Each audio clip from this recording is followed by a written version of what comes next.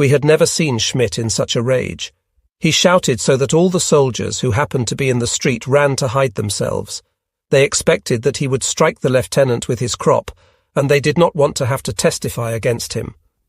As soon as the lieutenant appeared, Schmidt yelled at him, "How dare you, you miserable, lazy fellow, insult and threaten anyone who comes in my name? Stand still, not one step, or I'll accuse you of insubordination. Give me your name. What's your business here? How can you have the cheek to strip that house?" In exasperation, Schmidt brandished his crop. The lieutenant answered, "I have the honour to report to the major that I was having the beds, the piano, and all the furniture removed, as well as the stove and all the wines of the place, because I consider them to be my property." "Aren't you ashamed," answered Schmidt, "to lie that way? But no, you're right. We're just beginning to find out that all of you in the quartermaster's department and in the rear are nothing but a band of shameless robbers who spoil the reputation of the German army while we are having our jaws broken in the trenches. See that the hotel is in order in 1 hour's time, and that not a pin is missing, or I'll have you reported for stealing, and that'll teach you to cut up and defy brave soldiers like us who have just come from the front."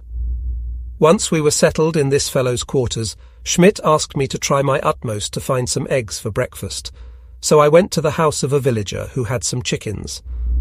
"I'll tell you, sir," he said, "I've got some chickens, but I'm not allowed to sell them, give them away, or eat them myself, and the same with the eggs. Everything is at the disposal of the governor, who sends an orderly every week to see if I still have my quota. If a single one is missing, I've got to pay 100 marks. Schmidt, who was in the humour for putting an end to abuses, started a row at the governor's house and made him rescind his command. The grateful villager sent Schmidt a basket of eggs. At Givry, I for the first time witnessed a case of insubordination. A soldier threw his gun down in front of Lieutenant Schaller, commanding the 2nd Company, saying, "Here's your old gun, stick me in prison. I'm tired of being treated like a kid." Schaller had the man arrested and taken before the major after drill. "Well, my good fellow," said Schmidt, "what's got into you? I'm going to give you a taste of the punishment you deserve, but because of your wife and children, Lieutenant Schaller's complaint shall go no further." The man was tied to a tree with his hands behind his back, and a sentinel with a loaded gun was stationed near him. The sentinel sat in a chair smoking a cigar, which showed the soldier that he had acted like a fool, and that it was better to obey orders, because our division was soon going to return to the trenches. About 2 o'clock, Loffelhart and I wanted to go into Vouziers, but a policeman stopped us. No one was allowed to enter the city just then because the Emperor was reviewing the guard. Extraordinary precautions were taken to ensure the Kaiser's safety. A squadron of German aeroplanes flew above Vouziers during the whole of his stay, and he was protected by a regular iron wall. On the following day, the Ardennes Journal, a German paper edited in French, announced that His Majesty had gone to the firing line. Vouziers was then hardly 20 kilometres from the front, and had distributed iron crosses among his brave soldiers of the Guard, the same who had run away at Reims and who had lost the fort at Brimont, which we had been obliged to retake. Vouziers was often bombarded by French aviators. The general headquarters of General von Einem, commandant of the Third Army, were located there. After the review, we entered Vouziers. The soldiers of the Guard were walking about the streets, most of them drunk, because beer had been generously distributed after the review. At Savigny, Quedor, who had had enough of the trenches, pretended that his wounded arm hindered him from riding horseback, and was sent to Mayence. On March 25, 1915, we took possession of our new sector between Le Mesnil-les-Aulus and Ville-sur-Tourbe, popularly called the Devil's Hole. It was a nasty position, a place specially made for breaking one's neck. One was hardly sheltered there, and had almost no communication with the rear. During the 4 days that we stayed in the first-line trenches, we could get nothing from the kitchens. Each man, before he set out, got a 3-pound loaf of bread, a bit of fat, butter or cheese, his canteen and 2 bottles filled with coffee. This had to do him for 4 days. The men were prepared to attack, their cloaks rolled up and their bags filled with hand grenades. Behind this position there was a second one called support. Finally, in the third line, trenches were the reserves. We were immediately sent to the first line. Never since the beginning of the war had we been in such a horrible place. We were surrounded on all sides by the bodies of dead Germans and Frenchmen, and since our trenches had a depth of hardly 60 centimetres, we frequently had to use the dead as bulwarks. All those bodies which had not been buried were a terrible sight. I do not know what prevented us from going mad. The French lines were hardly 20 to 30 metres from us. Because the two lines, far from being straight, made all sorts of turns, death approached us from all sides without our ever being able to tell whether the bullets were French or German. The trenches were so shallow that it was impossible to walk upright, and we had to crawl or dub up. We had no shelter. Indeed, it would have been useless, for the French artillery, which never stopped firing, would have destroyed it. And besides, how could the materials have been brought to us? Every single man who wished to reach the trenches had to slip in between the dead. In various places, arms and legs sticking up from the ground helped to point the way. For instance, we said, "A few metres to the left you will see a hand sticking up from the ground wearing a wedding ring. The left wing of the battalion is about 20 metres in a straight line from there." In order to shoot, we had to push aside bodies right and left, and since no one ever knew where they were shooting because of the irregular line, many soldiers killed their own comrades. Most of all, we were afraid of aeroplane bombs. We heard them start off, then all of a sudden we saw faintly a sort of a bottle way up in the sky, which, slowly describing a parabola, landed in the trenches and exploded. If we could have sought a shelter as soon as we saw them coming, we might have had a chance. But where were we to go? When the bomb had burst, all the men, who had lain down flat on the ground, raised themselves in order to see the damage. It was a terrible sight. One time I remember I saw two men cut in tiny pieces, and a third was so terribly riddled that his body was like a skimmer. The head of one of the dead men could not be found. Since no one could be buried, the bodies were simply thrown in front or in back of the trenches. It is impossible to describe our sufferings and our anguish during those 4 days. At last, the moment of our escape from this hell arrived. But it took us more than 3 hours to get out of the trenches because we had to take great precautions. The battlefield was really continuously lit up by French and German rockets, and in order to get away we had to creep in between the bodies in single file so that we looked like a procession of ghosts. If one of our men was wounded, we had to let him die there, for it would have been impossible to carry him to the second line without risking our own lives. All of us had only one idea, to get something to eat as soon as possible, for we were literally dying of hunger, since almost all of our provisions had been eaten during the first 2 days. At last we came to a place where a machine gun was set up, and where the ground allowed us to walk upright and to advance more rapidly. Unfortunately, the French shells rained on and killed many more of our men. Finally, this bad half-hour was over, and we reached the auxiliary position. This really formed a part of the first line, for we were still only 60 or 80 metres from the French, but here there were shelters, and we were in relative safety. The aerial bombs could no longer reach us, but the shells and, above all, the shrapnel poured down on us unceasingly. The stretcher-bearers and nurses had so much to do that they could not even take time to eat. The wounded were transported to the rear, and the dead were buried in the regimental cemetery, prepared behind the shelter of Schmidt's staff. A helmet or a fragment of the shell that killed him was placed on each man's grave. One day I was present at the funeral of a non-commissioned officer of the 2nd Company, who had just been killed. Shells rained on us from all sides, while several German aviators who had just arrived on the scene attempted to attack the French. While the soldiers were singing a sort of a funeral hymn and were lowering the body into the grave, a bomb fell in our midst, killing 6 men and wounding just about as many. We left the body without continuing the ceremonies, and everyone hurried into the shelter, while a regular storm of French shells beat down on the cemetery. At the end of 8 days, if you count the time we spent in the first-line trenches, we were sent to Ripon for 4 days' rest. It would have been better to have been left where we were, for there was no shelter at Ripon, and the French artillery fire was just as bad. Nevertheless, we were able to get a shave for the first time in 12 days. When the artillery was not firing, the soldiers played cards or cleaned their new Russian guns. These often went off by themselves and caused several accidents. On account of the steady fire, we did not have to drill. When our rest period was over, we had to return to our Devil's Hole, where during our first 4 days we had lost 58 dead and as many wounded. All the soldiers were downcast and discouraged. We had hardly arrived when Roger instructed us to be prepared for a night attack. The men got a mixture of tea and about 90% alcohol. Our attack, which met with no success, was led by Captain Baron von der Recke, who was seriously wounded. On the following day there came an order from the 8th Reserve Army Corps, in which we had been incorporated.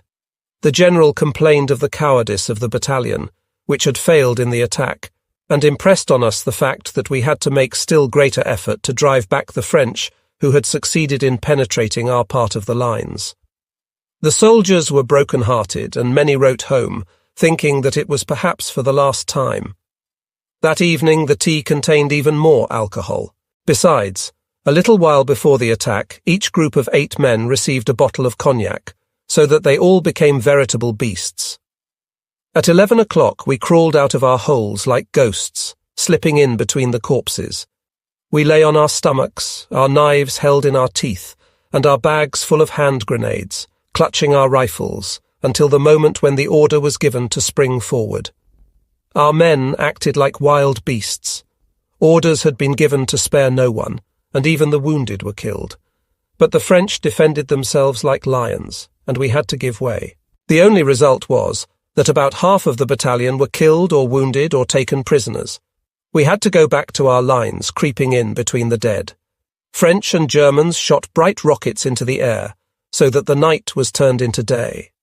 The 35th and 80th regiments on our left and the 18th on our right never stopped firing all night long, and the artillery and French machine guns made a great disturbance on their side.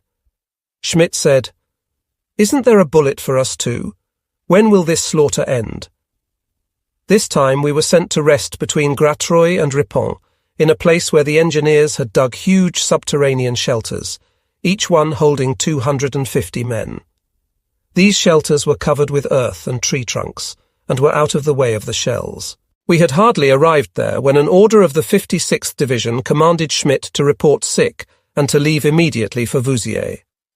Roger had complained, accusing Schmidt of having, through his incompetence, caused our night attacks to fail. Schmidt was sent back, but he was looking for nothing better, and had several times refused to execute Roger's orders. Once he had even said in my presence that he had had enough of it all, and that he only wished to be sent back to his family in Wiesbaden. Eger, who at the beginning of the war had only been a lieutenant, was appointed to fill Schmidt's place as battalion chief. He immediately acted like a brute. On the first day of his command, he ordered out the band, and forced the battalion to goose-step while the shells poured down on them. As each shell whizzed by, the men trembled, but Eger pretended not to notice it. He shouted at them, saying that what they were doing was not a goose-step, but a regular funeral march. It was only too true, for all of a sudden a shell burst to the left, killing 3 men of the 8th Company. Those standing nearby were covered with blood, and some of them were wounded and fled. Nevertheless, Eger continued the parade as though nothing had happened, and ordered the names of the 15 or 20 men who had disappeared to be noted, so that they might be severely punished. As to the 3 dead, Eger pronounced their funeral oration by saying to the other soldiers, "Take away those 3 pigs who didn't know enough to fall in battle and hurry up about it, because our drill isn't over yet. Will you hurry? If you don't, I'll run over you with my horse and knock you all in a heap, you band of peasants." In this way, Eger celebrated his promotion as commander of the 2nd Battalion. 6 months later, while still in Champagne, he did not himself know enough to have himself killed by a French soldier, for a German bullet found his heart. When he went into the trenches, he always had something to criticize. He had the soldiers build a little hut above his shelter to breathe a little fresh air, he said. He only stayed there when the French were not firing. They destroyed his hut before 2 days were over. The following day, a note was found nailed to one of the beams, which was still standing. "If you wish to take an airing, go into the trenches instead of sitting down in front of the dead and laughing at them. We are patriots who are fighting for our country, not cowards." Eger, half mad with anger, said all these pigs had eaten and drunk too much, and that he would find a way to kill every one of them. "This evening," he said, "I'm going to treat them all as they deserve." This was his vengeance, a regular drunkard's vengeance. Every day the companies got some rum. That evening he had only 6 bottles distributed to each company. The rest was drunk in our shelter. Eger had invited all the officers. Soon he and Lieutenant Bertger, 18 years old, became so intoxicated that they got into an argument and wanted to come to blows. Bertger was thrown out and left in the trench as dead, so that the fresh air might revive him. Eger was pushed into a corner. Lieutenant Tietz of the 6th Company and Lieutenant Schaefer of the 7th even wished to tie him in order to keep him quiet. The German papers are full of tales of such rows, which are always attributed to the Russians. But nevertheless, they sometimes also occurred in our army, the effect moreover of rum stolen from the soldiers. For several days a rumour had been current that we were going to be replaced, and that we would be sent to the Vosges or to Arras. No one knew just exactly what was going to happen. Finally, on May 2nd, 1915, we were relieved by the 65th Reserve Regiment. We were ordered to entrain on May 3rd for Somme-Py. We did not know where we were going, but we were all happy in the thought of leaving this hell, where so many of us had been killed. About 6 o'clock it was announced that Lodz had just been captured by the Germans. All the assembled soldiers yelled, "Hurrah!" But a storm of French shells fell on us, and the hurrahs were replaced by the screams and groans of the wounded. There were 2 non-commissioned officers, Muller and Wolf, both of the 6th Company. One had his right arm shot off, the other both legs shattered. Both of them were expecting their commission as second lieutenants. In the evening of May 2nd, we left for Somme-Py. On May 2nd, 1915, about 7 o'clock we reached the ruins of Somme-Py. We had some soup and then got into the train which was waiting for us and was to leave about 2 o'clock. But first we attended to the loading of the baggage and the horses. It feels queer to travel without knowing where you're going. Some said we were going to Arras, because the men from Württemberg could not hold out any longer.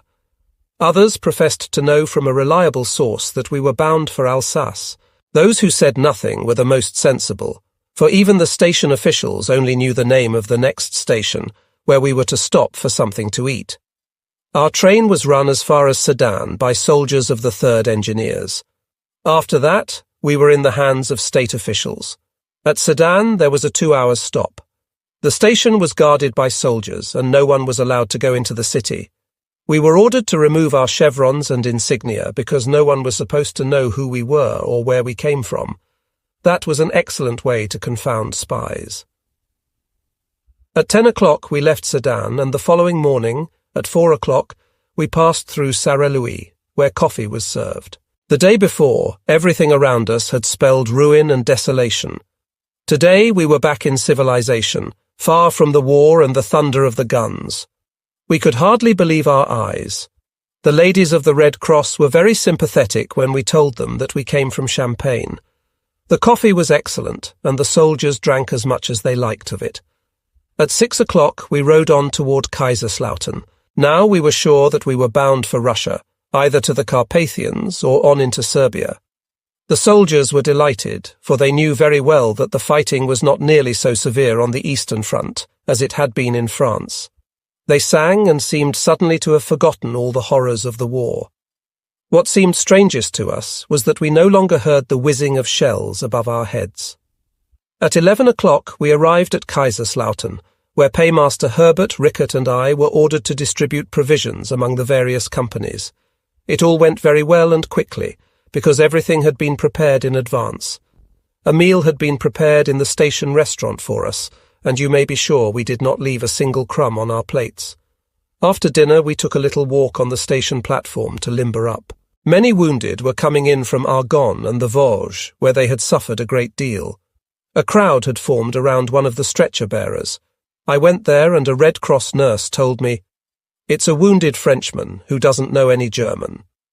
I drew nearer and spoke French to this soldier, whom I told that he had nothing to fear, because really it was only the English who were hated in Germany.